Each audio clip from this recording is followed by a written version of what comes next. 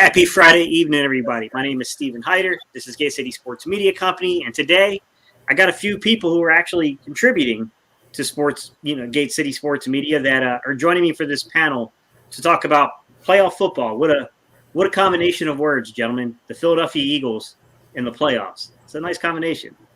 My co-host to my right here, Ali, go ahead and let everybody know who you are. What's up? My name's Ali Lombard. I used to play and coach football back in the day, and I've been following the Eagles since the early to mid-2000s, and so I got to see a lot of Donovan McNabb. We're going to talk about him today, and looking forward to the conversation.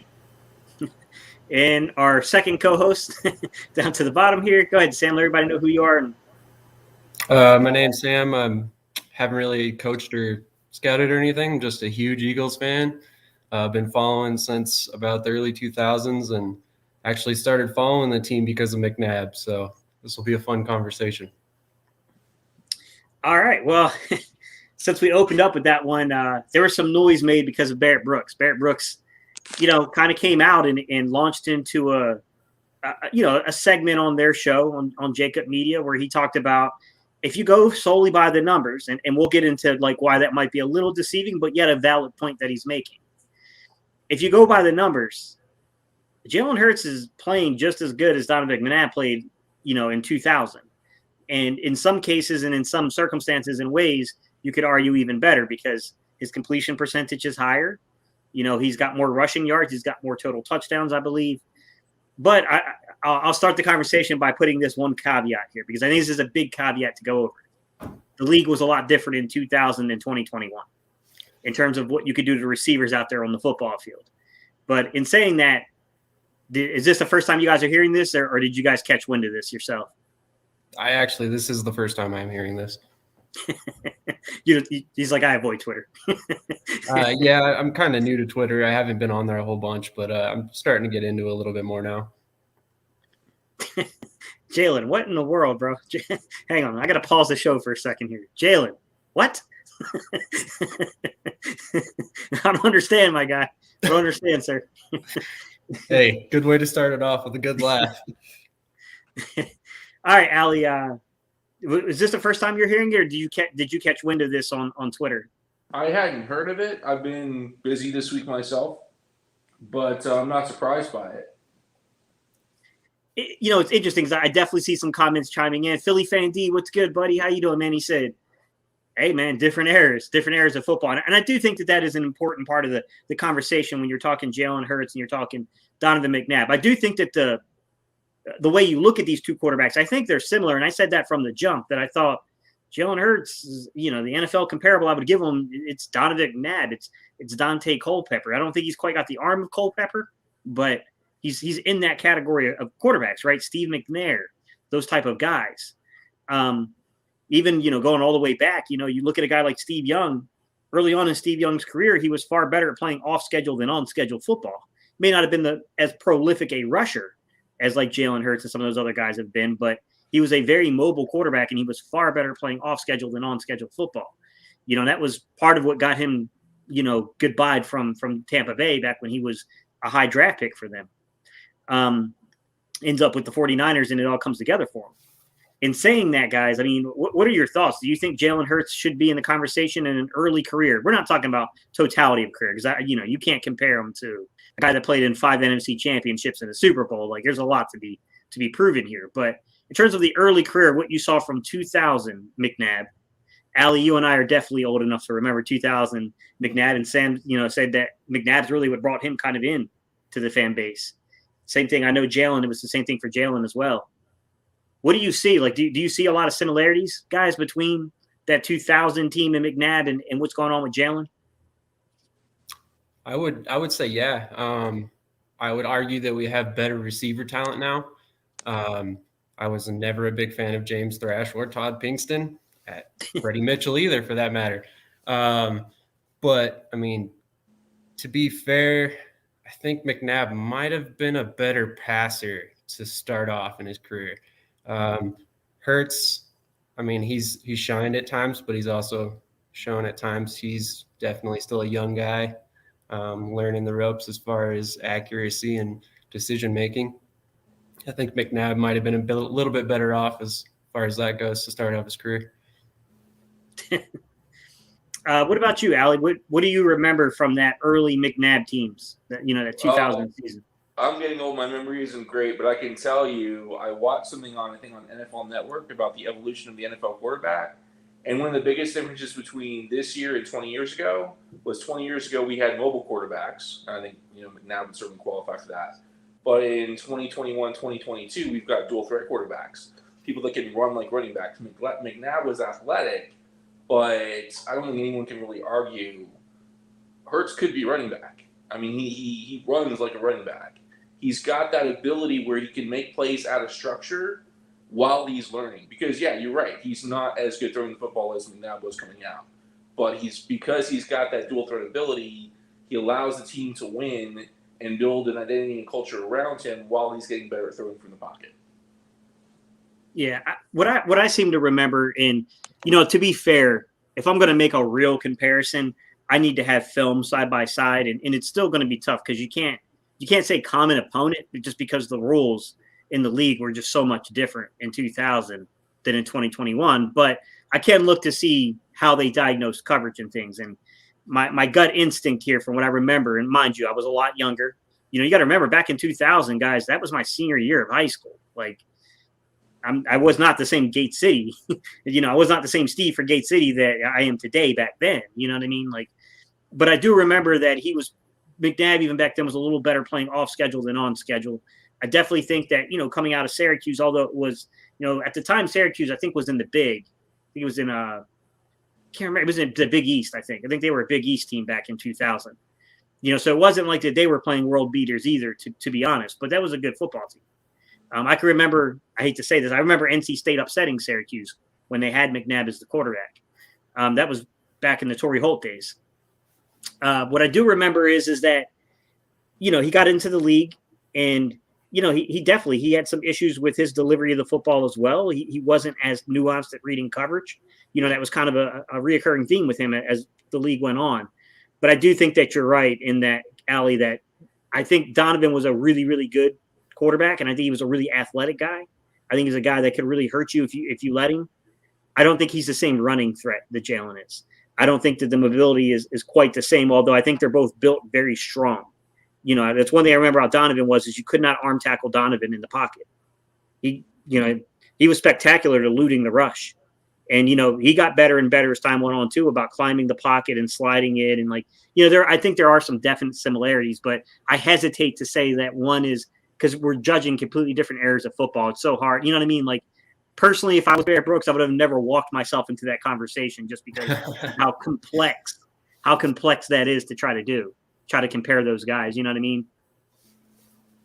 Yeah, it's a hard conversation to have, but the similarities are hard to ignore as well. Yeah. What's going on, Big Moose? How you doing, man? Appreciate you, bro. Fly Eagles fly, my guy. Big Moose said, "Get the dog mask out." You guys ready for the upset? Here comes another movie quote here from Jalen. Well, let me give you a saying from Colonel Sanders.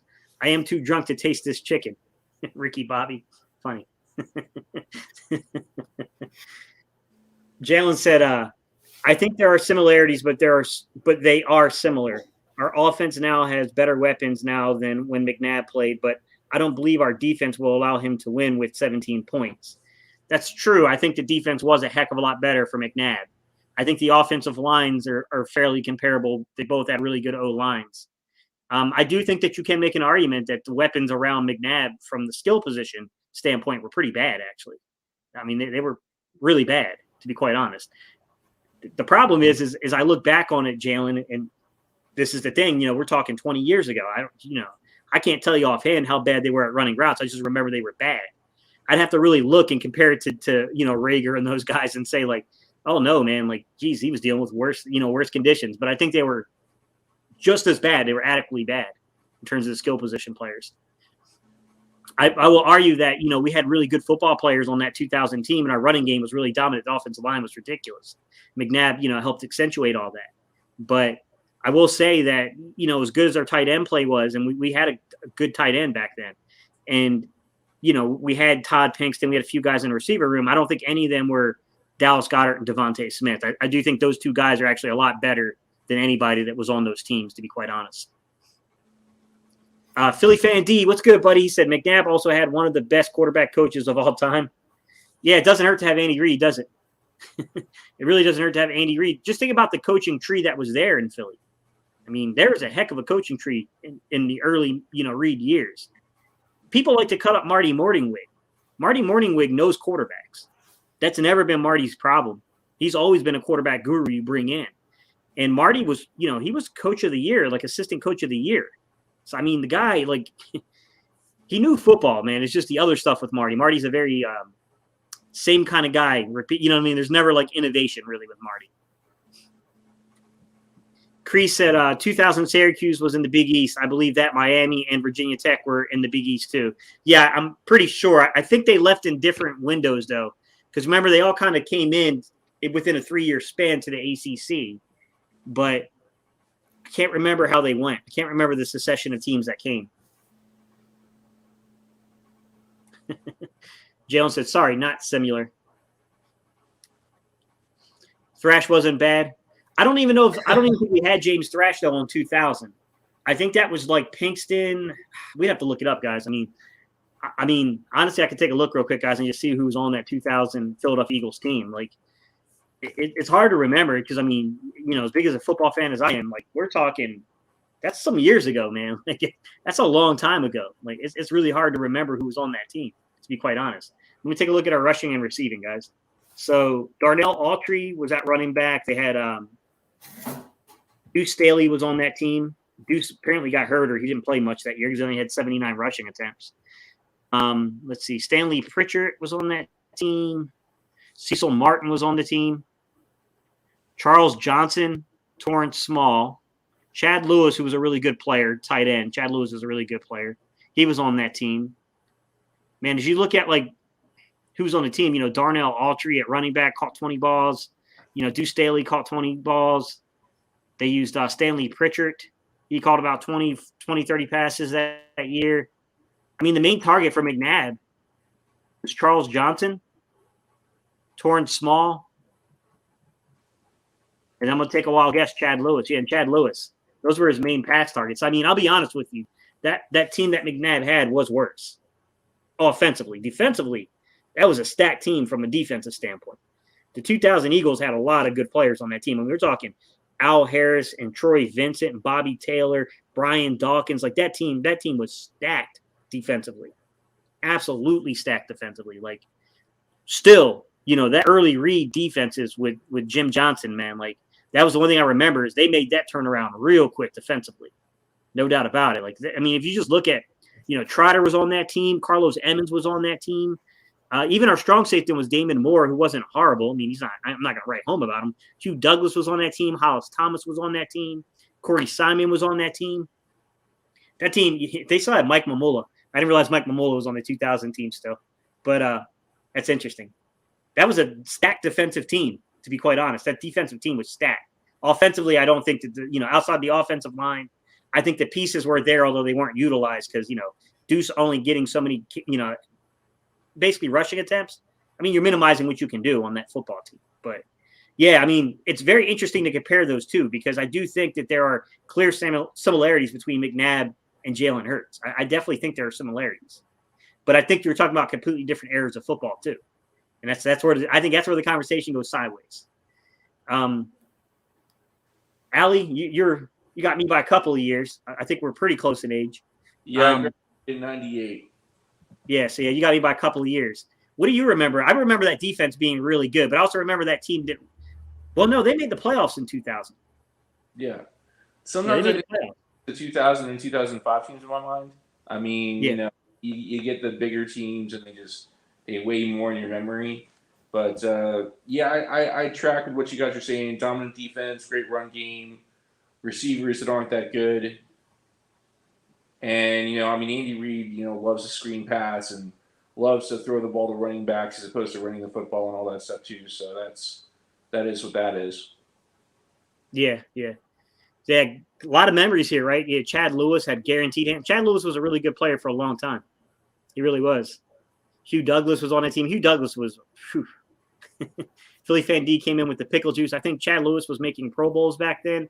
I can't remember. It's so long ago. It's hard to remember all that stuff, Cree, to be honest. I know he was a good football player. I mean, I remember Chad Lewis being very good.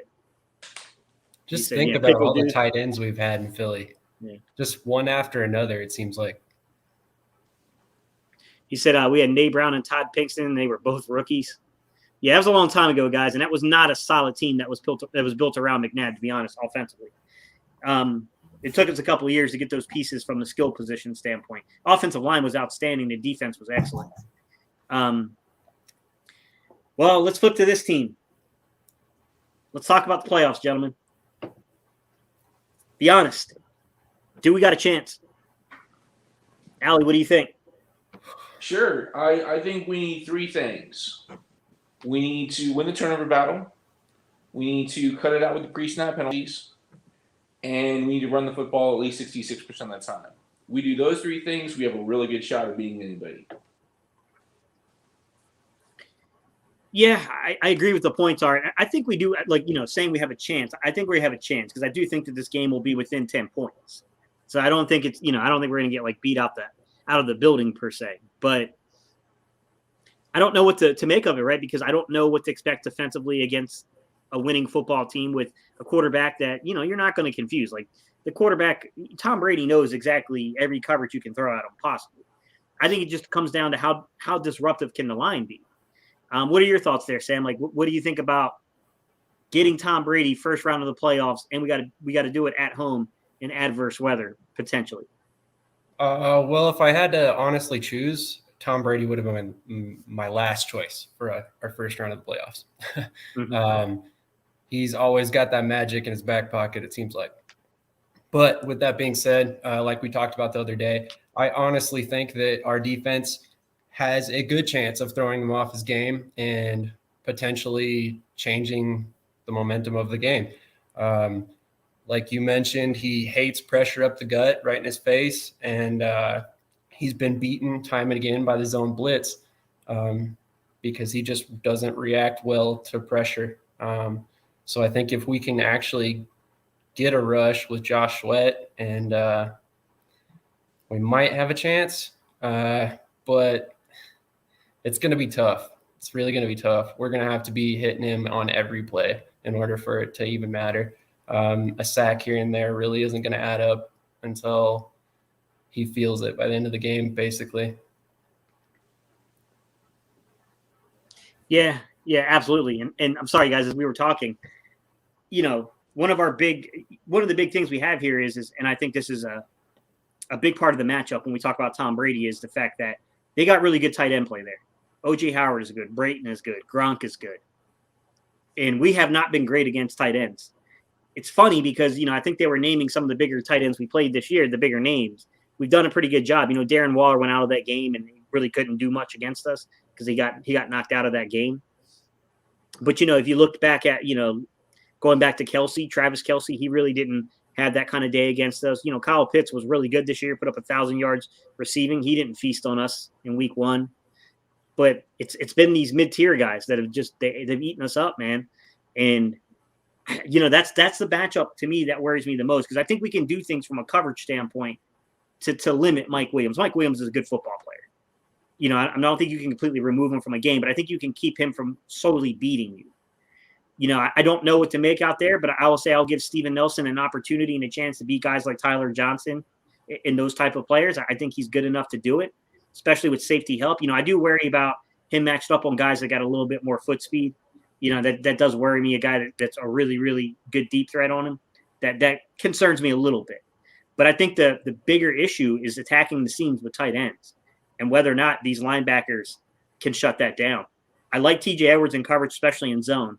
I'm not a fan of any of our guys matched up in man. And I think that's really the decision here is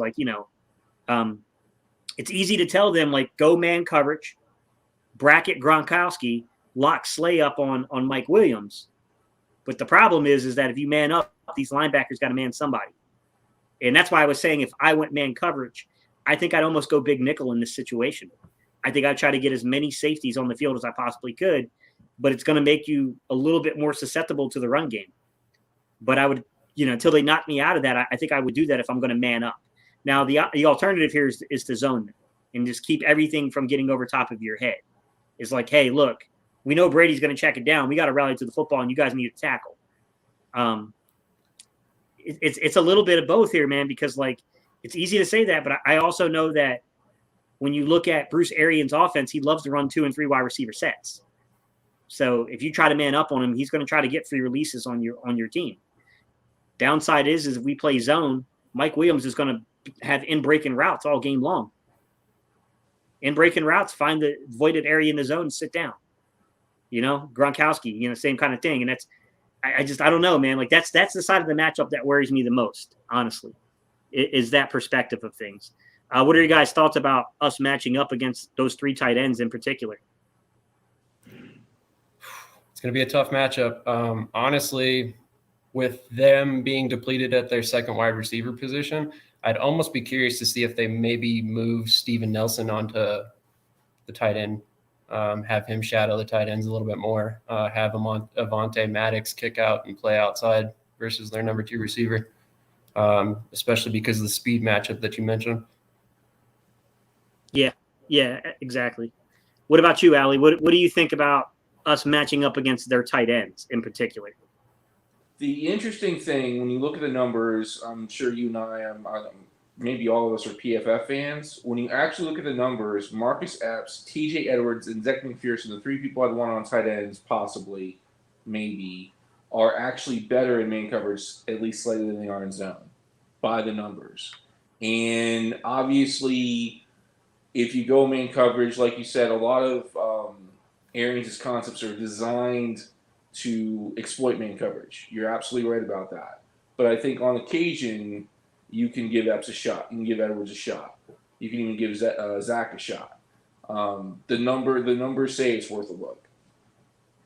Yeah, I think that's that's always the downside to it. All right, let's get to some of these comments, guys. Show enough 215. What's good, buddy? He said Carlos Emmons was good. He really was. That was a really good football player, man. We were very fortunate to have the linebacking core we had early on with Jim Johnson. It was a really good linebacking core. Spike 23 said, can we run the 46 defense to get Brady off his mark? If they were going heavy run on us, I could see doing that to bring more defenders in the box to try to stop the run. I don't know I'd go 46 per se just because they do have team speed. I like I said, I think I would lead a little bit more into nickel and playing big nickel. I would try to get as many safeties on the field as I could. The problem is that part of the reason we're getting killed, and I think Ali is alluding to it, is that it's bigger than just the play of the linebackers. It's also got something to do with some of the physical limitations we have at safety. But I do think if you can get Marcus Epps onto the field, like I would try to run some big nickel looks here in this game personally. I don't know they're going to do that, but that's kind of how I would counter back to it until they knock me out of it by basically challenging the box with their running game and making us oversell on it to stop it. But, it's hard to say, bad weather game. Tampa Bay's run defense, they got good interior run defenders. I'm not taking anything away from the Ndamukong Suh. He's still a good run defender even this late in his career. They've got some monsters on the inside. But I will say I think some of their numbers are inflated just because I think it helps when you can knock a team out of situations to run the ball. If you got a team that's sticking in the game with you and is not abandoning the run and keeps coming at you repeatedly with the run, it's harder to make those numbers look good when you start getting tired. And I think that they've been a little fortunate there that their offense is built to really get that lead and knock a team out of the ability to be able to run the football against them like that and to kind of try to, game manage and control. I don't know that they're built like that anymore, though, guys, to be quite honest. I really don't know that they're built to do that anymore with the injuries to Antonio Brown, or not injuries. Well, I guess you could say what's going on with him is an injury, but nonetheless, the situation with Antonio Brown and then also the injury to Chris Godwin, like I think that makes them a little different in terms of like trying to get explosive plays and try to, really put a defense in a bind and put a team in a bind in terms of now your defense hasn't stopped this team. And now your offense can't just sit here and try to play tempo. Like it's got to make up points. And I'm hoping that they're not in the situation to be able to do that anymore.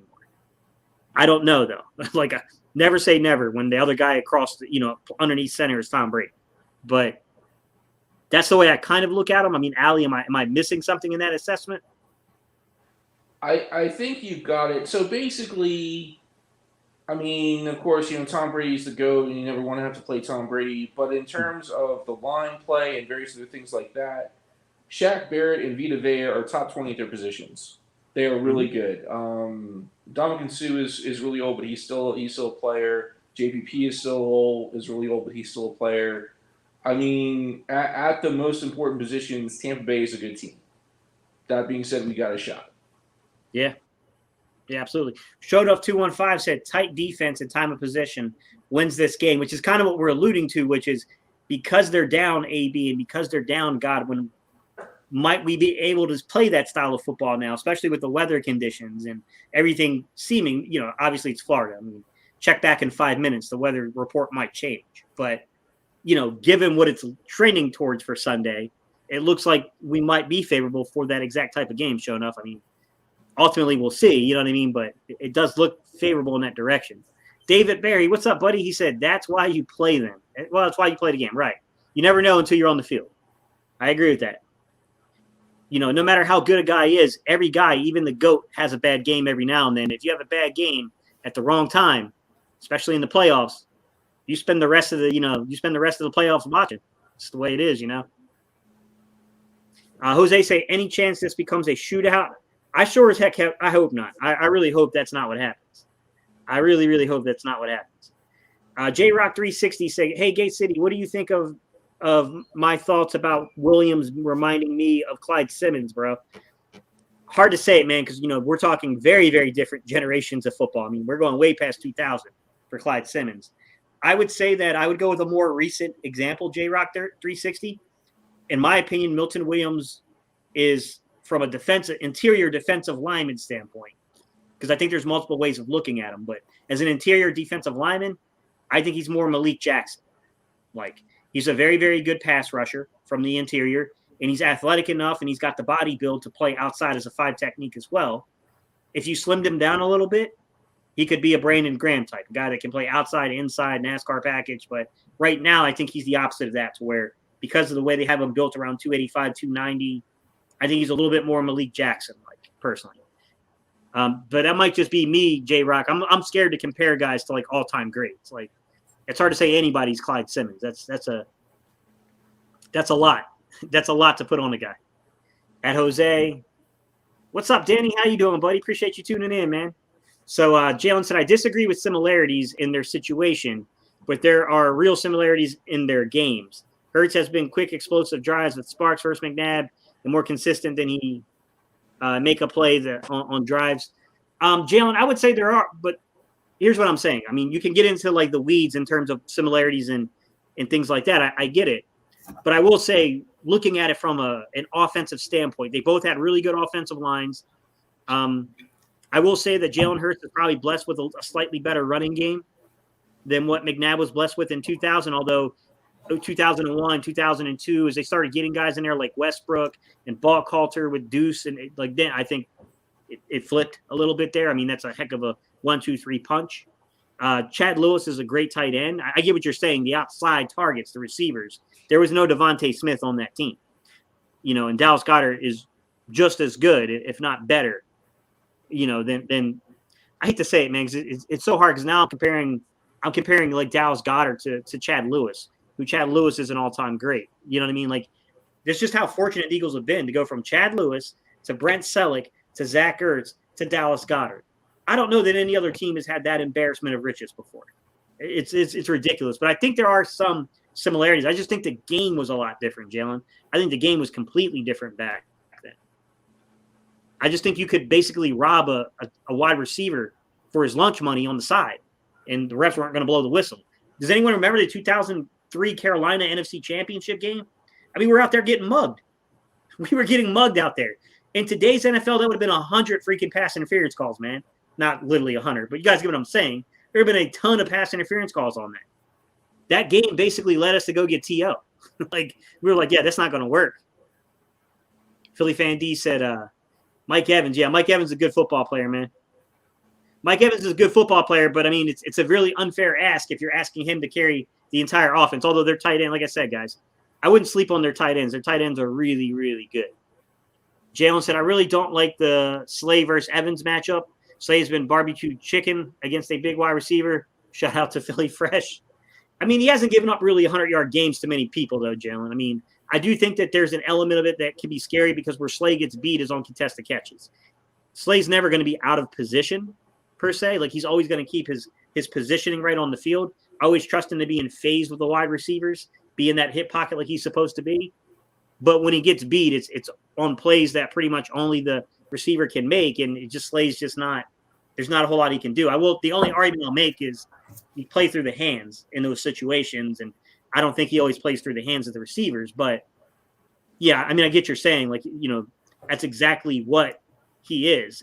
You know, Mike Evans, he's a contested catch guy, but what's the alternative? Trying to put, you know, a guy like Steven Nelson on him, like that's not, you know what I mean? Like that's a big time mismatch in terms of the foot speed. What's up, Pete Nathan? How you doing, buddy? Pete said we got to attack them in the slot. I hope so. I hope so. J-Rock said that secondary needs to play hard because we ain't getting any help from the refs. when Goodell, Brady, I mean, it is what it is, guys. I mean, yes, Brady's going to probably get the benefit of calls, but I don't even think it's Brady, guys. In my opinion, that has more so to do with Bruce Arians and the fact that Bruce Arians works the referees. I think it's more so to do with Bruce Arians than it has to do with Brady. I think Bruce does a phenomenal job as a coach working over referees. I mean, what are your thoughts on that, Allie? Yeah, I wouldn't say so much about Bruce. I can't speak to that, but the Eagles don't get a lot of love from the refs as a general rule. Yeah. What are your thoughts there, Sam? I actually think that's a team mentality. Brady's definitely got a couple refs in his pocket, I feel. Yeah. Jalen, you're going to get people chasing you with pitchforks, bro. He said, also, can we put this narrative that Jordan Mailata is a Pro Bowler to bed? He's really good, but he's not there yet. I'm not dying on that island with you, Jalen. I'm not getting stranded on that island. They're not bringing us water or food, bro. They're going to leave us there. Nah, I agree with you. I don't think he's, you know, I think Jordan Mailata is one of the better tackles in the league. Is he top 3 yet? Probably not. Top 3, top 4. He's probably just outside that grouping of people. But he's very good. I mean, we got something very, you know, we got something in the works. It's going to be very good for a long time if he can stay healthy. Have not beat a team that made the playoffs. Quarterbacks on those teams completed more than 75% of their passes. It was probably a higher percentage. Yeah, I mean, you got to look at it both ways, though, Creed. Like, number one, we have switched up the secondary since those games, and we haven't had the opportunity to really play those teams since we switched it up. I mean, I'm not going to count what happened in Dallas last week, guys. That was like basically a preseason game. They weren't trying to win that football game. I don't know what they're going to do, Creed. I mean, I can't say either way. I have no clue. It's hard to say either way what's going to occur there. I mean, hard to know, man. You know, to be determined, if you will. I will say that out of all the quarterbacks you have to play, the thing that bothers me is that this particular quarterback is more than willing to take checkdowns. This guy is check down Pat instead of check down, you know, call him check down Tom, if you will, because he will do it. He's got no problem taking what you give him. What are your guys' thoughts on that? Because I don't think Cree is the only person who's thinking that about how we played playoff worthy quarterbacks and the completion rates we gave up to them. It scares me as far as the playoffs go. To be honest, I think we're in store for what could be a pretty rough stretch of games, hopefully more than one. But it's just we might be the least talented team that made the NFC playoffs, as much as I hate to say that. What are your thoughts, Ali, about that particular point about our performance versus playoff quarterbacks? Well, certainly JG is very conservative. I mean, we all know that. Of course, part of his being conservative is what Sam said. Our defense is not very good, you know, and especially in terms of athleticism. And we're going against good quarterbacks and good receivers. There's only so much you can do without defeating yourself. And I think this is a great point to follow it up with. So we're just talking about how much this defense is giving up to the better quarterbacks. Pete kind of followed that up by saying, he feels like they're going to run a lot of 5-man fronts in this game. And I think that's a good way of looking at it, which is you need to generate pressure without selling out your coverage, your secondary. And while technically a 5-man front can be viewed as bringing pressure in a blitz, in reality, all you're trying to do is create one-on-one matchups along the line. And that's what I think I would like to see them do as well. Pete, I'm not going to make a projection they will. I think Gannon has done more stunts and twists and stuff over the second half of the season. I still think he needs to uptick it a little bit, to be quite honest.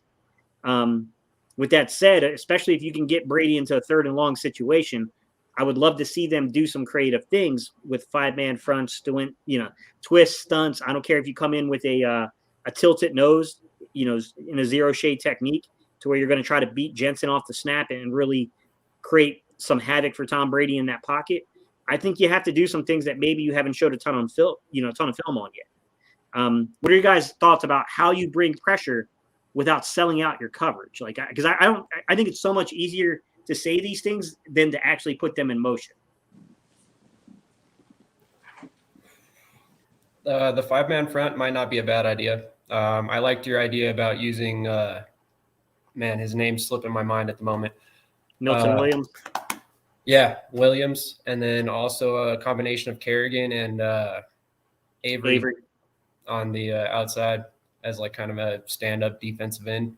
The only thing is Brady's going to see it coming, so we'd have to kind of mix up coverages, mix up the blitzes, send different linebackers. It couldn't just be one player every down. So, Allie, let me pick your mind on this one. Sure. All right. Let's walk into Gate City Sports Media Company's fantasy world here of how you defeat Tom Brady, because it's probably a fantasy. Right. All right. So let's say that let's say we simulate some pressure, right? So we're going to bring up Avery, or we're going to bring Kerrigan from the joker position, and we're going to put them right up on the A gap, making Tom think that pressure's coming, right? But we know it's simulated, so I'm going to drop them. I'm going to drop them back. Would you have the guts to drop them back to the flats, simulating that pressure, then bring the slot corner on a corner blitz?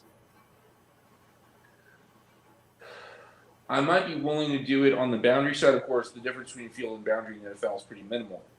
And I want to make sure that it is a linebacker with enough athleticism to make it back to the spot, and a corner with enough athleticism to make it either from the slot or even from the boundary side to make that effective pressure. So would you see? I think you just put me in checkmate. I don't like that, Allie. Just put me in checkmate, Allie, because I know exactly where you took that, and I can't. There's no way of arguing it. You're right. Which is, it's easy to say these things, but name the player, because I think not having Davion Taylor on the field affects your ability to bring the type of pressure I'm talking about, which is drop Singleton or drop somebody or drop Avery or whoever it is on, talking the boundary side out to that flat, simulating the pressure. Then that's where they're going. And then you're going to bring Davion, or you're going to bring somebody else there. It's kind of like plug the player in. Who's the player? Because Davion's not there, so it'd probably be Alex Singleton. Singleton's athletic. He's not a great blitzer, though. Right.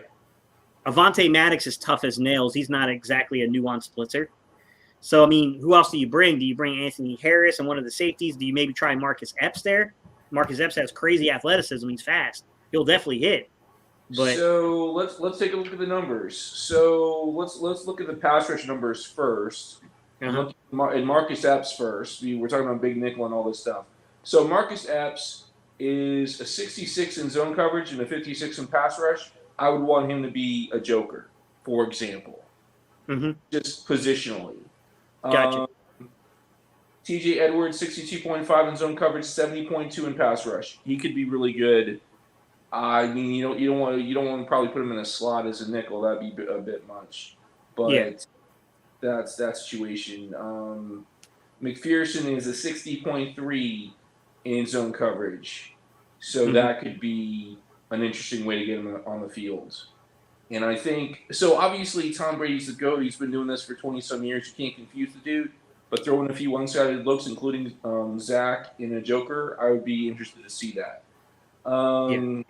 Darius Slay, 83.6 in zone coverage. I'm not going to mess with him. Tay Gowan, 67.7% in zone coverage. Again, another way to get another guy on the field on 3rd and long. That has the athleticism to create some pressure, but could also get in the backfield and not be a liability in coverage. Avonte Maddox, 78% in zone coverage and 79.9 in terms of pass rush. I like those numbers. And then there's a bit of a gap. Pat Johnson, Rodney McLeod. Honestly, the rest of these guys, I wouldn't even. Their numbers are so bad I wouldn't even talk about them. But what do you think of the list so far? What really, based on the data, what popped out to you in terms of interesting possibilities from a game plan perspective? Well, I think you're picking up on something, which is the majority of pressures from a blitz standpoint are coming out of zone concepts. You can run man pressure concepts, but the majority of them come from zone, especially if you're trying to confuse. It's going to be a zone concept that's going to come. And I think you're trying to pair it up, right, which is you got to identify who's particularly good at rushing the passer, and then you have to also pair that with who are your guys that could make a play in zone coverage if you get the look you want, And I'll throw a few things out there. It kind of goes in with what Danny's asking in the comment section here, which is what are some of the things Gannon can do schematically to get pressure on Brady. One of the things I was thinking here is and this is left field, guys, because they have not done this, and this is very much a college defense concept that I have not seen widely used in the league yet. I'm not saying it doesn't happen. What about an odd dime? When I say odd dime, that means 3 safeties, 3 corners. And using one of those, so using like a Marcus Epps or somebody to come hot. And then now you got them. Obviously, you need to be in very obvious passing situations. Because if you line up in dime in 1st or 2nd down and they catch you with an inside zone run, you're in trouble. But obviously, if you're in a very obvious passing situation, what about using an odd front to try to do that to where you can make them think, guessing on where the pressure is coming from and who's dropping into coverage? I mean, what about something like that, Allie? I mean, because obviously what you're doing is you're pulling one of the linebackers off the field. So, it might hurt you in terms of what I was saying earlier about using A-gap pressure. You probably can't do that look in dime. Right. But what you probably could do is maybe simulate pressure on one side of the field, while in reality at the hike you're coming from the opposite end, the opposite side. I mean, you could do something like that to try to mix it up. You know what I mean? You think about the Saints game, and I think they had Maddox coming in off of pressure, looking like a slot blitz, and then he backed into zone coverage, and they blitz Singleton right up the middle. Yeah. And that's a great look. That's a lot of what you're talking about. And as far as the personnel goes, I think we have the personnel for it. I love the 3 safety look. I love Epps. Get him on the field more. And then you still got Harris and McLeod to do Harris and McLeod type things, be more box safeties, match up more against tight ends and stuff like that. And people that aren't as athletic in terms of deep speed. And then Avonte Maddox is great. He should play. We should maximize his snap count. He's one of the best slot corners in the league. And then you got Slay and Nelson as well. I personnel wise, I think we have the personnel to make that work. It has to be the right situation now. Yeah. I'm going to read some of the comments, guys. Let me catch up on comments real fast. Pete said it's favoring Brady so far. He likes playing in bad weather. Did it in New England for 2 decades. I'm a little worried. Yeah, I mean, there's definitely a narrative to that is correct and true. That it's not like Brady's going to be completely out of his element playing in adverse weather conditions. Philly Fan D said Fletch hasn't had a monster game all year. We're going to need him to dominate. He's going to have to at least be the guy on the field that can rally the guys like he did in Washington. When he told them, do not take this team lightly. You need to wake up. I think he was, one of the main reasons we were able to hold that game out. J-Rock said, hey, nobody thought we would be here, and we know the game is already rigged. I don't think it's rigged, J-Rock. So maybe if the linebackers play real bad, it will help us in the draft to change Howie on linebackers. Maybe. Hard to say. Natiro said, I am happy Lane got All-Pro. He's the best right tackle in the game and second best tackle after Trent. He's a very good football player. I don't know. I haven't really had time to really think about where I would rank him, Natiro, but he's certainly in the top of the league for me, the top third of the league. Pete Nathan said Shaq Barrett is a fast DN, but we might have the advantage of having Hurts. Yeah, that, and he's not going to be 100%.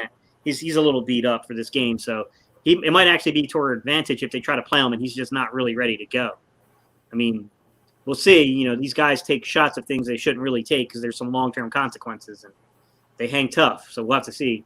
Jalen can't fumble. Yeah, we can't afford any of these guys putting the ball in the dirt or on the turf.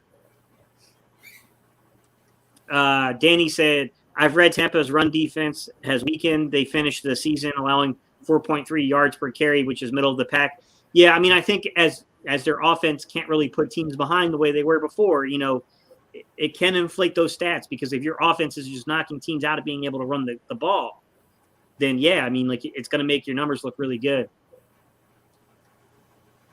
We need to limit the penalties 100%. That is true. We can't have third down situations that look favorable at one point where you're like a 3rd and 5 and it turns into 3rd and 15 because of something stupid. I agree. We can't have those type of penalties happening. Pete said Williams can be a John Randall, a light John Randall, but he needs to improve his speed. I've heard other people make that comparison. I'd have to look, but I mean, yeah, I think I see where you're going there in terms of being the interior pass rusher side of what he does. Williams is the key to the game. Brady struggles with inside pressure the most. Well, I would say the key to the game is to find a way of getting guys off of Javon Hargrave. Javon Hargrave is still the best pass rusher we have. If you can get guys off of Javon Hargrave, he's going to eat. And that's where Milton Williams can come into play, which is if Milton Williams starts becoming disruptive, they're going to have to figure something out. And figuring that thing out means putting on a one-on-one block on Javon Hargrave. I like that. I like those odds a lot because Javon will eat. That guy was really good at the beginning of the year when he was getting those single block looks. Romy one more said we need the front four stunt and to get. I agree with that, Romy one. I absolutely agree with that. And I think it goes on to what a lot of people are saying when we talk about 5-man fronts. We talked a lot about the defensive line. Some of you guys have talked about Fletcher Cox. Some of you guys are talking about Milton Williams. I think it all goes into that, which the key is that Fletcher and Milton have to win their battles. You know, Josh Sweat, I don't know if he's going to play or not. I'm hoping that he's going to be perfectly fine. I don't know exactly what's going on with him. I haven't had an opportunity to find out, but I know he's been out of the last couple of practices. I don't know if he returned today or not, but we'll have to see what goes on there. I mean, these guys got to win, man. You know, other one, the guy that he's not making $10 million on the books, but he made $10 million, guys, which is Derek Barnett. They took Derek Barnett's money and they rolled it into option bonus money, but that basically means he just got the money just thrown to him and they spread it out for the cat. But he's got to, you know, we need dudes to win, man. We need dudes that have not played their best games this year. Now's a good time. Now's a real good time to have your best game. Now's like out of any time, it's now. Like now's the moment. You want contracts? Perform in the postseason. You might not get it from Philly, but somebody will pay you if you got a big postseason. Pete said, man, I can't wait for Sunday. My heart is beating out of my chest. What do you think Jalen Hurts' ceiling is? Do you think he can be a top 10 quarterback in the league one day? I'll answer that one, Danny, but let me start. I'm going to have Sam answer that because I've never really had Sam's opinion on what he thinks about this. Sam, what are your thoughts about Jalen Hurts? And I know you probably don't think he's a top 10 quarterback right this second, but do you think that there's enough underlying talent there to get him into being that top 12 franchise type quarterback type? Yeah, actually I do. I think right now you could probably say he's around middle of the pack, which I mean, that's 16th, right? So there are some really good quarterbacks ahead of him, but after this year, I have a lot more faith in our coaching to get him there. And I couldn't really say that with the Peterson staff. I was really concerned with how they were actually going to develop Hurts long-term as a passer when they were here. Now with the staff around him, I think he actually has a legitimate chance of being a top 10 passer in the next couple of years. What are your thoughts, Allie? I definitely agree with Sam's thought about Coach Peterson versus Coach Sirianni. I think this staff is much better at developing players. And at least according to PFF, Jalen Hurts is already number 11 in the league. So he's not far off that at all. He would be a franchise quarterback using that top 12 definition. I would also go so far as to say, based on leadership, and maybe I'm making a bit too much of the whole WFT thing in the stadium and all that stuff, but that dude's a leader. That's the kind of dude you build a franchise around. Yes, he still has to develop some skills, but he's very good at what he does, and he's getting better every day. He's a coach's kid. He's like a PK. He's a CK. He puts in the work, and I am very confident about the team going forward with him at QB. I think there's some very clear things he has to clean up to become a top 12 quarterback. I think the opportunity is there. I definitely think that if he can clean up the mechanics on the deep ball, he's got to get better with the footwork in the pocket on that deep ball.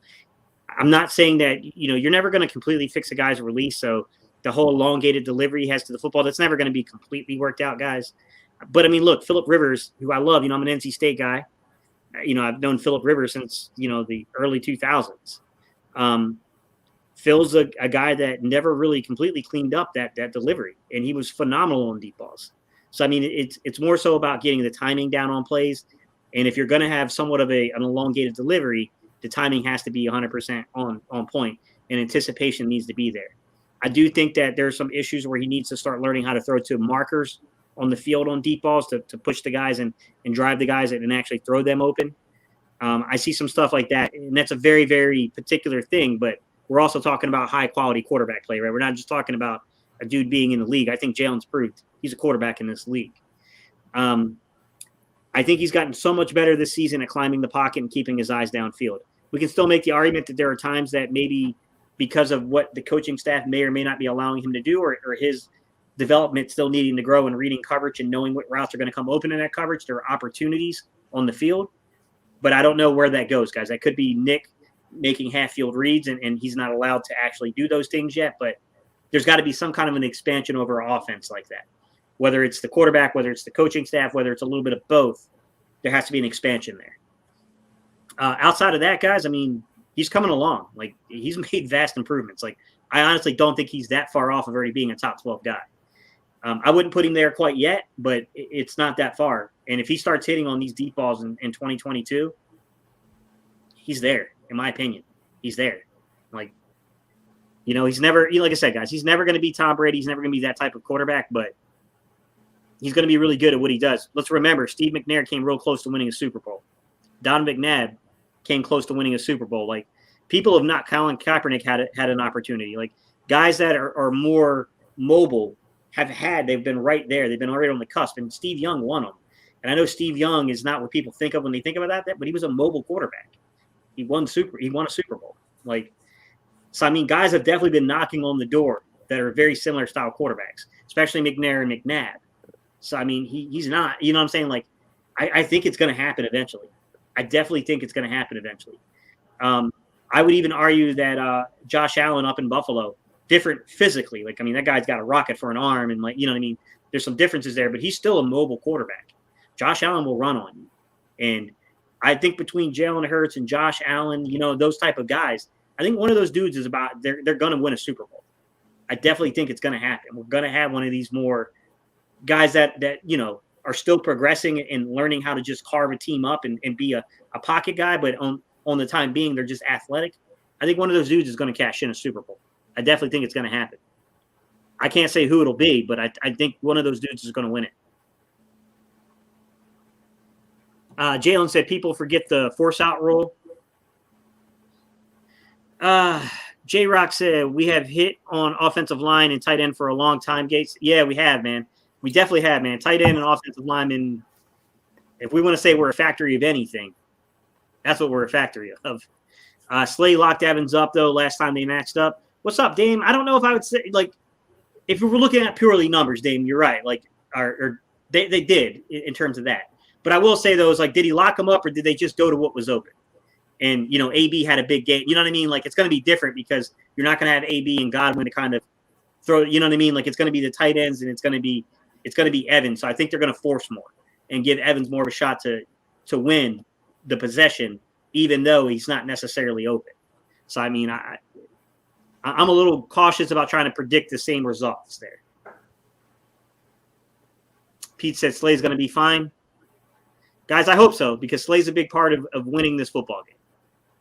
And Slay being able to potentially having, Tom Brady just try to put it up to Mike Evans because he feels he's reliable. He's a contested catch guy, and we got pressure coming right up the middle on Brady, and he just makes that mistake of trying to throw it out there. Slay's the guy that could potentially take the ball to the house. That's what the end result would be. That would be what you want in terms of okay, this is the most favorable outcome of a play. Is pressure comes right up the gut. Brady says, okay, I'm going to give Mike Evans an opportunity, misses the ball placement by just a little teeny tiny bit, and Slay takes the ball and takes it to the house. I mean, that's the most favorable outcome. Big Bird said, what's up, Gate? Keep Brady off the field. Own time of possession. It'll be a challenge, but it has to be done. I agree. Time of possession is a big key to this game. If we keep giving Brady more and more opportunities to score, he's eventually going to oblige us on that. You know what I mean? Mike said, Evans is hurt. Slay will be fine. I'm more concerned with the gapping hole Gannon consistently leaves in the left B gap versus the run, praying he doesn't fall into cover 2 mode again. I think it's going to be a little harder for that to happen, Michael, because that was an early season thing when they were running dual 2 eyes. I don't think we really see that too much anymore. And I also think that the linebackers kind of learned their lesson, and we're seeing these guys flow down to the football now. I mean, there were literally times early on in the season that the linebackers did not move their feet until the line reached the second level of our defense, which that was not good. That was definitely not good. Jordan Mailata is still learning the game, bro. Yeah, no one's saying he's not good. I just think Jalen need to pump the brakes on saying that he's, the top tackle in the league, which I agree. He's not the top tackle in the league, but he's, like I said, he's definitely, in my opinion, he's coming right around that area of left tackles. He's right around the conversation of top 5. Who would match up Gronk with Slayer Maddox? I think you got to bracket Gronk. I think you have to bracket. You have to run a bracket on Gronkowski. Neither one of those are good matchups for Gronkowski. What are your guys' thoughts about Gronkowski in the matchup? Please don't put Maddox on him. Please don't. I would agree with that. I think as much as I like the idea of Epps and Edwards at linebacker, I think that'd be a good thing to try out. I think Epps would be an interesting matchup on Gronk. Do you think he would just out-physical him? I mean, I think in terms of athleticism, they're relatively equal. Got you. PD City Matt, Rodney or Matt. Yeah, bracket. I think you're on the right way of looking at it. You have to bracket him. Someone's got to take inside. Someone's got to take outside. You got to try to knock Brady off his mark and hope that he just misses the ball location by just a, fraction of, just a teeny tiny bit, not even an inch. You don't need that much in the NFL to be off by it to have had the ball taken away from you. I think that's what you're hoping for. The defensive line has to show up, though, this game. You have to get pressure on them. Mariana said that means the D-line's not getting any pressure to an extent. We do get, so pressure is kind of it's an interesting rating because, when you look at pressure, you're talking about hurries, you're talking about quarterback knockdowns, and you're talking about sacks. We don't rank as high in pressures as you would think because we're not completing plays. We're not getting the sacks. But if you look at hurries, this team is top 10 in quarterback hurries. So we do knock guys off their spot. We're just not completing the play. And I think that's something there, something to be said there about us needing to complete plays. This team really misses BG. Yeah, I would agree. It's a fair concern. Dak, Mahomes, Herbert, Brady, Carr all had great games against Eagles defense. Yeah, I don't disagree. But we also, we're also talking the beginning of the year, and I think that we've made switches. So, I don't know. To me, it's like a big unknown. I don't know what Gannon's going to do. I don't think that the windows will be as easy to throw into as they were the last time we played because he was just ridiculously passive in that game. I do think that they're a little tighter now. I think he's got more faith in our secondary. So, we'll see. What I've learned, being an Eagle fan is never say never. Not with Kerrigan. He's not a threat. I disagree. Kerrigan's a threat if you stand him up as a joker. I don't think he's a three. I don't think he's a, hand in the dirt 5 technique. He's always been more of a stand-up joker. It's the majority of his career in Washington. He played as a 34 outside linebacker, not as a 43 hands in the dirt guy. And I think if you put him in that role, I would still take Kerrigan's athleticism matched up on any guard in the NFL. Agreed. Philly Fan D said, offensively, teams who are good running the ball with a great line and tight end usually do well. Sorry, guys, I'm trying to catch up. There's a lot of comments. If Fournette gets catching passes out of the backfield and he is one-on-one, I'm going to need Taylor to wear his big boy pants. I don't think Taylor's back, though, is he? I don't think Davion Taylor. Mariana says she likes Avery. I don't dislike Avery. I think Avery and Kerrigan are the guys. If you're gonna run a 5-man pressure front, and you're gonna challenge the A gap. Those are the two guys you use. Pete said, although they like to use Alex Singleton, I just think it's the wrong use for Alex Singleton. It's very difficult to do against the Bucs O-line. They got to find a way to be creative on those 5-man front. Yeah, exactly. Yeah, the Bucs offensive line is not a joke. It's a good offensive line. They're Marpet, Jensen, Tristan Wirfs. I mean, they got some players, man. They definitely got some players on that line. Brady has never seen anything on defense. Brady has seen everything. The exact opposite of what you were trying to say, Cognac. My bad. It's really hard to stop him. We just need to score. Just score, and we can win. I think he's never seen, like, in terms of coverage, you're not going to confuse him necessarily with coverage. But you can confuse him with pressure because it doesn't give him enough time to read it. And I think that's the key is they have to find a way on third down to get pressure on him. He can't be back there making sandwiches. Like, he's got so much time. He's pulling out the Hellman's mayonnaise, but buttering up the bread, man. That can't happen. Like, he's going to kill us if that happens. He's going to eat us. I hope Josh Sweat plays. If not, going to be a challenge. I hope he does too, but I haven't heard anything, Pete. I don't know what happened today. I got to look it all up after I get off of here. Sorry, guys. Sorry, Jalen. It didn't pull your comment for whatever reason. I'd like to see a lot of mug looks, stunts off of that, then send a few axe blitzes, making McLeod filling in the gaps in the middle, but giving up the deep middle. Yeah, I don't dislike that game plan at all, Jalen, to be honest. I actually like that a lot too. And that you're right up Allie's. Allie is very much in favor of running that double mug look and trying to get pressure that way, especially if you even mixing it up and simulating the pressure from that look. Allie, did you want to touch on that one for a second? Yeah, I forget. I was watching some film, and I like Jalen's point. It's not just the double mug with sending pressure, with dropping him back in coverage and all that stuff, but the stunts off that as well.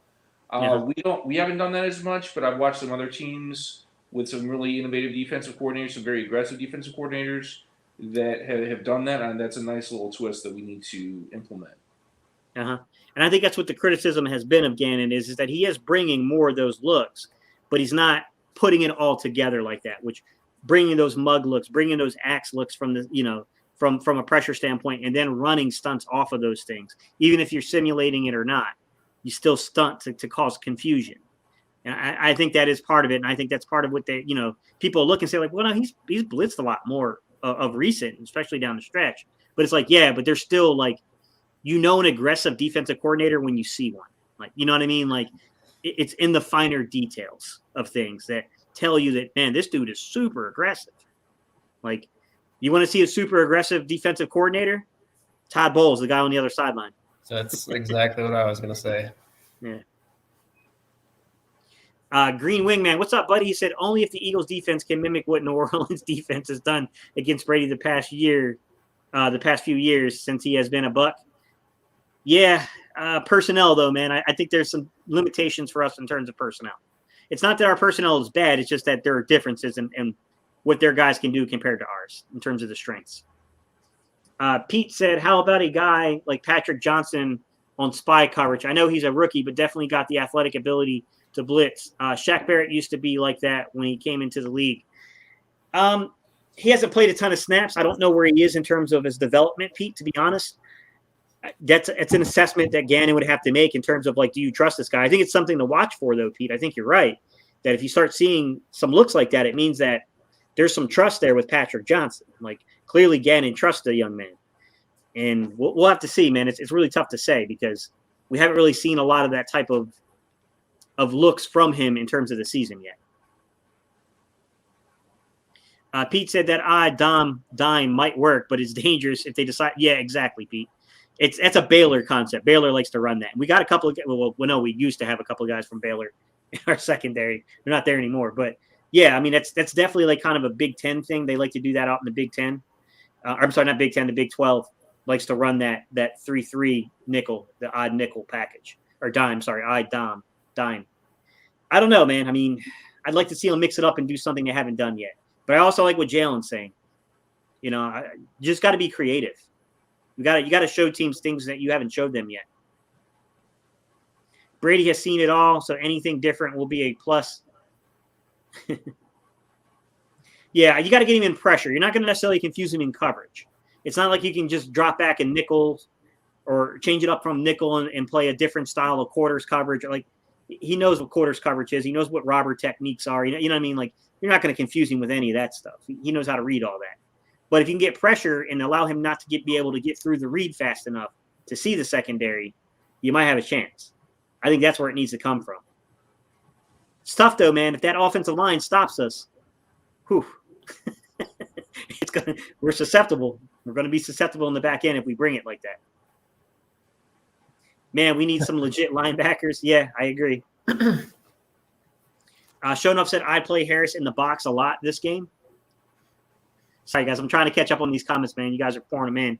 Instead of looking at the physical matchups, you have to mix up the fronts and force the interior offensive line to make blitz pick up decisions. Isolate the one player who plays the slowest with their eyes. Good point, Jalen. That's a very, very good point. That is a really good point. And that's a lot of feeling it out in the first quarter of the game, right? Trying to figure out who is the guy? Who's the guy? Who's the guy we're going to go after later on in this game? So we'll see. I mean, hopefully they've done, I know they started doing advanced study on these teams a couple of weeks ago. Once we basically wrapped it up with Washington, they started the advanced study on them. So they definitely had guys running film and looking over tendencies. I'm pretty sure that they were scouting what's going on this line and where you might be able to get somebody, because it's a good line. It's a very good offensive line we're going up against. Sorry, guys. Pete said Bucks like to blitz on first and second down with White and Levante David. What is the solution to beating them on blitz? Y'all thoughts? I mean, my solution, being a guy who's played the position, quarterback, is that when you read it, it's coming. And that's the hard thing about disguise. But if you know it's coming, it's a simple task, which is you have to know where the hot read is. Where's your read?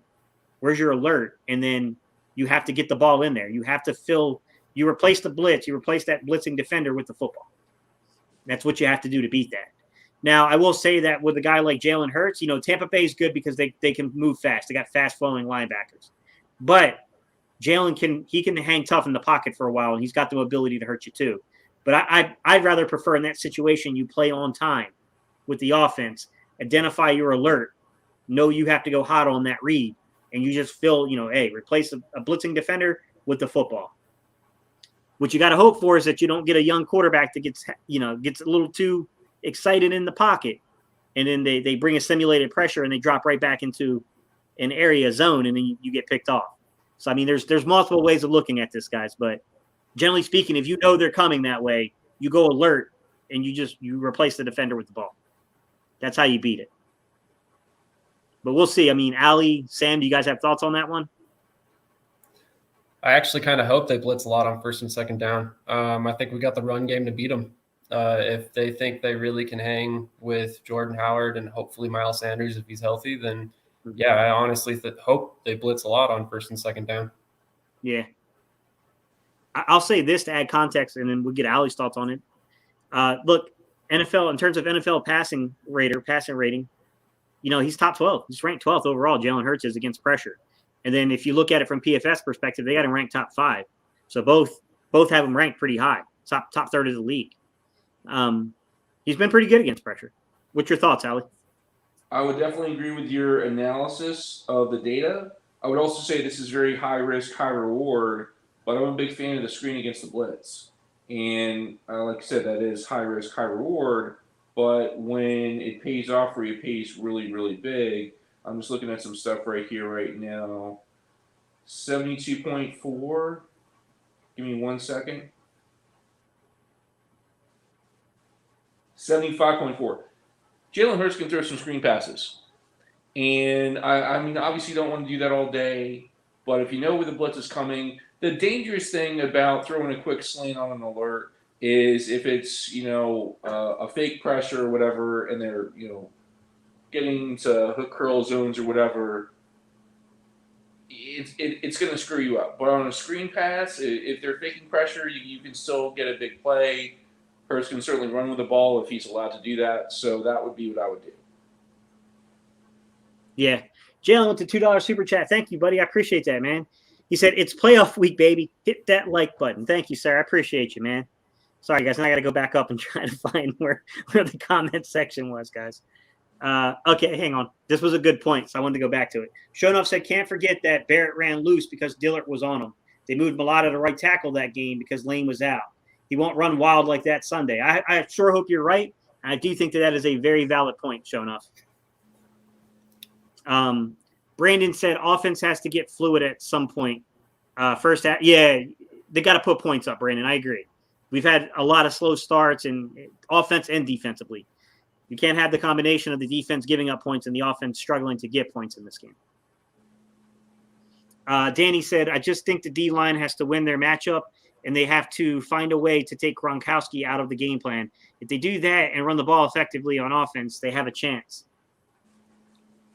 Natira said, my fear is our offense going 3 and out, punting, systemically. Yeah, well, we've had that issue a couple times this year. Breaking news, Eagles sign Antonio Brown. I doubt that one, Eagle. It would be a good way of trolling Tampa Bay, though. He has to put the ball on a string. Yeah, exactly. Drew, what's up, buddy? How you doing, man? Appreciate you tuning in, man. Pete says Jalen Hurts compares to Steve McNair. I like that comparison a lot. I was a big fan of Steve McNair, the late Steve McNair. It's unfortunate how that kind of all went down with Steve, but he was a great quarterback, man. He was a guy that really didn't have crazy completion stats either. Him and McNabb both, they never really had those, 65, 66% completion marks, but they were just really good football players. And, before there was McNabb, to be fair, there was McNair, and those guys were really good, Danny said, I think he can be. I don't think he'll ever be an elite passer, but if he can be good enough as a passer combined with his legs, it's possible. Russell Wilson got one already, and Mahomes it's working. Yeah, Brandon, but Mahomes they're not the same type of players. Russ is similar. I'll give you Russ, that Russ is in at least a very similar category, although I still think I would put him different from like Josh Allen and Jalen Hurts and McNabb and McNair. I think it's a little different there with him, but he's close enough to at least make that point. Mahomes is a completely different category. I wouldn't put Mahomes in that category.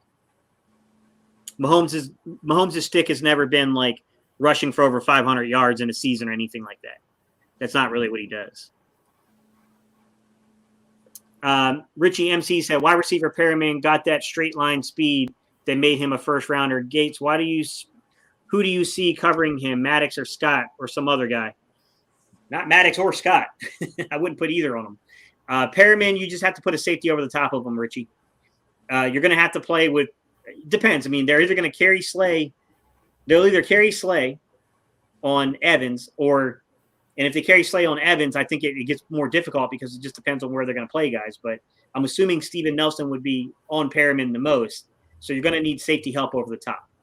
You will need safety help there because I will tell you right now that the one knock on his game is he's not good at keeping up with guys that have really good foot speed, and he's very susceptible to double moves. Steve Nelson is. So they got to be careful with that, man. I thought Perriman left Tampa. He's back. Oh, I must have missed that. Yep, they brought him back. Should we trust Kelsey or Vea on double teams? Oh, should we trust Kelsey with Vea or double him? Sorry, Mike. I should have read that a little slower. I think it depends. It depends on what you're doing. If you're running an inside zone, then you double him. I don't, if he's right over top of Kelsey, I think it's a problem. If they got him as a true nose, like as a zero tech, directly over Kelsey, it's a bit of a problem. There's no doubt about it. You might need to double him in that situation. But you'll see them. They'll definitely use some. They'll chip block him here and there. But here's the question. If you put Vea over top of them, what are you doing? Like, I guess you're going to try to put Sue over top of Herbig. You're going to put him in like a 2-eye on Herbig? Like, how would you play? You get what I'm saying? Like, how would you play that in terms of the alignment? Just going to let you know it's 7:59 and you're reading comments from 7:34. There's a lot of comments, my guy. There's a lot of comments, man. I think if we establish the run, our O-line comes to play, we will win this game. Do you think Nick Sirianni will try to steal extra possessions with an onside kick, fake punt, or going for it on 4th and medium on the Eagle side of the 50-yard line? The last point you made is a definite. Probably will. Definitely. Definitely. I don't know about the other ones, Richie. That's really hard to predict, but I think the last point you made is an absolutely. Have a good night, you guys. Go Birds. Appreciate you, Danny. We appreciate you tuning in, man. You're probably definitely gone by now. That was 10 minutes ago. The weather is really bad, and the Bucs are missing receivers. I think we should focus more on Gronk than the receivers. Let D. Slay go one-on-one with Evans. Yeah, I mean, I think that it's not just Gronk, though. Their play at the tight end position far exceeds just Gronkowski. O.J. Howard he's really good. They got Braden out there. He's a really good football player. He's a really good red zone target. Like they're a tricky matchup from the tight end position. Saturday's games. Any thoughts? Raiders and Bengals, Patriots and Bills. I think the Pats and Bills game is going to be a really good game. The Raiders and Bengals game has the potential of being high scoring, at least being entertaining. What are y'all's thoughts on those games? They're definitely both going to be great games. I think the Raiders actually might beat the Bengals, believe it or not. What do you think, Allie? Yeah, I mean the Bengals are scary good, but I agree. I definitely see some potential for the Raiders to win that one, and I'm very interested to see what Bill Belichick does against this version of the Buffalo Bills this time. Hey, I got a question for you guys. Go ahead. What do you think about the job Rich Bisaccia has done in Las Vegas? He got him in the playoffs. I mean, it's definitely a step forward, although he needed help making the playoffs. He got him in there. You know what I mean? The players seem to like the coach. They're fighting for him. If I'm the Raiders, I would at least I'd think long and hard before I made a decision, move on. Because the next guy might not put you in the playoffs. I agree. Honestly, with everything that's happened this season, I'm shocked to see him in the playoffs. What are your thoughts on that, Allie? He dug that team out. He helped that team dig out a really bad hole, and he definitely needs a good look for HC next year. He's earned that good look. I agree. NFC East. Oh, I'm sorry. Ishmael came in and said Sanders and Scott will eat up this defense. I sure hope they do. I sure hope they do. If the wind is blowing like it's predicting to, Hurts' feet could be the X factor. It's true. Putting stress on the defense and the edges. Should they play Miles more with his hand injury? Bucs defense is going to go for the punch out with his bad hand. Boston Scott has been good running the ball. It's a good point, Pete. I do think they're going to try to attack that football. I mean, he's going to have to prove that it's all healed because they're coming for it. They're definitely going to come for that hand. I don't think there's any doubt about that. Did you guys want to expand upon that? I'm pretty confident. I mean, even with the injury, I think I'd still probably play him. He's our best bet in the backfield. What did you think, Allie? I would say with Tampa's defense, with our offense, and you said this before, the weather in Florida changes every 4 minutes, so who the hell knows? But with the state of where everyone is, and I don't know how healthy Scott is or Howard is or anybody else because they're all kind of dinged up a little bit too. Everybody's kind of dinged up. I would say that Howard and Scott should get most of the carries. Obviously, Vita is a beast, but I would be more comfortable with more of an inside running game, more of a control the clock. Sanders' one main strength is his athleticism, his explosive plays. I don't think with his injuries, with his situation, with the situation with the teams, I mean, the Bucs linebackers are great sideline to sideline. And they've got some nice players, second and third levels. Their safeties are some of the best safeties in the league. And so if I'm designing the game plan, I'm punching in the mouth as often as I can. I'm dominating time of possession. And that is Sanders' strength is explosive plays, and that's just doesn't really fit the game plan, at least not for this one. Scotty's kind of on target talking about Miles Sanders here. He said, Gate, would you agree you valued LaShawn McCoy over Miles Sanders? At times watching McCoy, I'd say, I never want to get rid of this guy. I never exactly felt that way about Sanders. I'll start this one, guys, and I'll bring y'all in on this one. I'll say this. LaShawn McCoy was a 3-down back when he was in Philadelphia. I don't think he was ever the greatest pass pro back, but he was respectable in pass pro. He could catch the ball out of the backfield. and very similar to Miles Sanders, I think he very much looked for the home run play. You can make the criticism that sometimes if he had fallen into more of a the way Miles Sanders will take a one cut and get up inside, he would have gotten even more yards. But his home run playability was next level. Like, we never worried about it just because we knew he was going to break X amount of plays per year. But to be fair, when you look at Miles Sanders, McCoy never accomplished what Miles Sanders accomplished last year in terms of plays over 50 yards, to be fair. But I'd still think McCoy was the better overall player. He gave you all the pieces of playing running back position. He could run the ball. He wasn't necessarily a short yardage back, but he could run the ball well, home run hitter, decent in pass pro, not great, not good, nothing to write home about, but respectable. And you knew that you could get the ball out to him, out to the flats. I don't think he was out there running nuanced routes or anything, guys, but you knew you could check it down to him in the flats and then try to use his athleticism on the edges to make a play. What did you guys think? I would agree. LaShawn McCoy was definitely a more valuable back overall, I would say. I mean, Miles Sanders is definitely way more electric, but it seems like LaShawn McCoy always had that tendency to make the big play when we really needed it, and he was always available, it seemed like, even if he was hurt. Whereas Sanders, it seems like my biggest complaint about him is that he's hurt a lot. It seems like he misses more time than he plays. I agree. What are your thoughts there, Allie? That was a good note to bring in, Sam, which is the injuries have also limited what we can think about Sanders. He's never had the major one, but he's always had a lot of these little nagging ones. So that's a very good point to bring up. Allie, what were your thoughts? More of a question than a statement. Wouldn't you say that McCoy was a better receiver out of the backfield than Sanders is? Yes. And especially with Andy Reid liking to throw the ball a lot. The screen game, whatever, being an extension of the run game, quote unquote. That was a huge part of the offense. Mm-hmm. Absolutely. Yeah. And, McCoy had those over 1,000-yard seasons. I definitely think if you could keep Sanders on the field, he would get it. He'd definitely get a 1,000-yard season. But, yeah, I mean, McCoy was a better player. I mean, simply put, he was a better player. Pete said, do y'all think we play more man or zone versus the Bucs? We're going to definitely play more zone just because we're not a man-heavy team.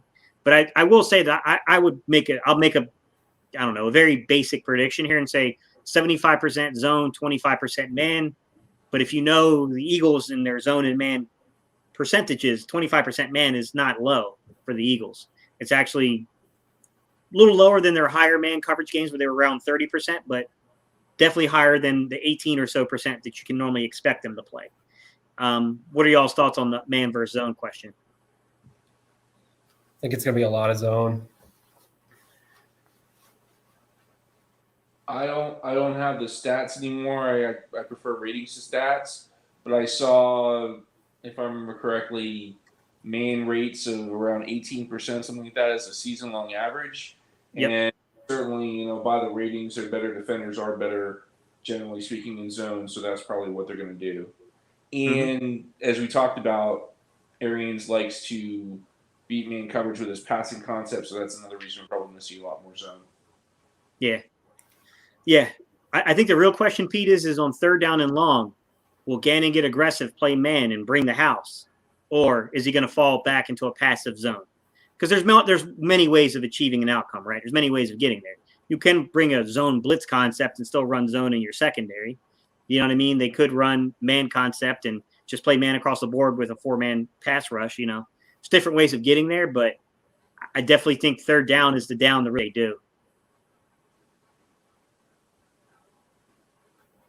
Scotty said, I think any Buck player has a big game, it will be Scotty Miller. They know we are going to narrow in on Evans and Gronk. It's definitely an outside-the-box pick there, and he's more talented than what they're giving him credit for, but he's been down in terms of the reps that they've been playing him. Tyler Johnson, I think, is an underrated guy too, Scotty. I think Tyler Johnson's a little underrated. NFCHB said, weather in Tampa Sunday, rain and windy, 20 to 30 mile-per-hour winds. We'll see. I mean, that's what it is projected currently, and that would be one heck of a game to have to watch. But we'll see. You know how Florida weather is, guys. It can change drastically. What's up, Dante? How you doing, buddy? What is considered a successful season? Making the playoffs and losing badly, lose but be right there at the end, or win? As long as we're competitive, that's a successful season. Your latter point to me, Philly Fan D. Your latter point. What are y'all's thoughts on that? I don't think most of us really expected us to make the playoffs this year. At least I didn't. It being Sirianni's first year, I would have definitely given him a pass if we missed the playoffs. So the fact that we're in there and we have 3 first-round picks, are you kidding me? Teams are begging for what we have right now. Absolutely. Allie, what are your thoughts on that one? To use an overused analogy, we're playing with house money. It's like we're all saying, nobody expected this. First-year coach, first-year full-season starting quarterback, all these young players and all these young coaches, and we quote-unquote shouldn't be here. Yeah. So we've got nothing to lose. Obviously, we need to play our best game. I think we should give our younger players some more reps. Not in the preseason type of way, but see what's there. Do some unscattered looks. We literally have nothing to lose, and that makes us freaking dangerous. Good points, guys. Those are good points. Did Herbert get hurt the last game? I don't know if he got hurt per se the last game, but he's been dealing with a lower leg kind of issue for a while now. So he's definitely been working through some stuff in this late season. I hope Sirianni will stop with Rager in that lateral pass. It never works. I think sometimes we look at Rager and we think, well, Rager can't run that play. And truth be told, it's because Rager's a good blocker and the rest of the receivers are subpar blockers. And when they run that tunnel screen, because that's what you're referring to, Fly Parks, is the tunnel screen, the blocking isn't good on the outside for Rager. I think it's part of it. But, we've seen when the timing's right on that play, go back to the Washington game, there was a pretty big conversion down there to put us on a 1st and goal. He can hit that play. If the timing's right. I think the biggest issue is and it extends past Rager. Goddard's been guilty of this. These guys really try to get upfield before they secure the catch, and it creates a lot of drop passes. And I think the team as a whole has to be better at that because we've left a lot of things out there, a lot of meat on the bone, if you will, because of plays like that. If they play Miles, they should limit him in the red zone, give those carries to Scott, Howard, and Hurts. He hasn't really scored this year, man. That's a good point. McCoy could be a potential Hall of Fame player. He should, in my opinion, he should be. I don't know if he'll get it, but he should be. If a good running back is available in the draft, we should take one in like the 3rd or 4th round. If you can get a guy that's not quite, you're not going to get Taylor. You know what I'm saying? Like, you're not going to find that guy. But if you can find somebody that's similar in terms of the athletic profile, sure. Herbert got hurt in practice. Let's go get a guy who's at least 5'11", 215 pounds at running back this offseason. Yeah, a contact bounce back guys with a little bit more explosion. If Leonard Fournette playing Sunday, I believe he's going to give it a go. He's not going to be healthy, though, but I definitely think he's going to give it a go this Sunday. I got a crazy feeling Rager is going to score a touchdown. I hope you guys are right. All right, guys, it's been an hour and 28 minutes. We thank you all so much for tuning in with us, guys, on this, kind of round table, talk football. Hope the Eagles win and we got another week of this event here. Allie, I appreciate you, coming in and talking with us. Sam, same thing. I really appreciate you guys coming in and talking. Thanks for having me. Yeah. All right, guys. Any last words? Go Wait a Birds. minute. Let me restate that. That sounds like we're walking on death row. Any last thoughts? Just hope we win this game. Absolutely. It's a good game. We earned it, and I'm looking forward to it. Same thing. One more thing before I get away. I want to get my guy Solo, Eagles dad, on here because I haven't had a chance to put any comments up yet.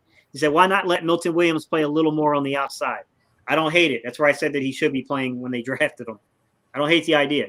All right, guys. We appreciate y'all so much, guys. And I'll be back tomorrow with the video. So I will see everybody tomorrow. Allie, Sam, next time. Next time.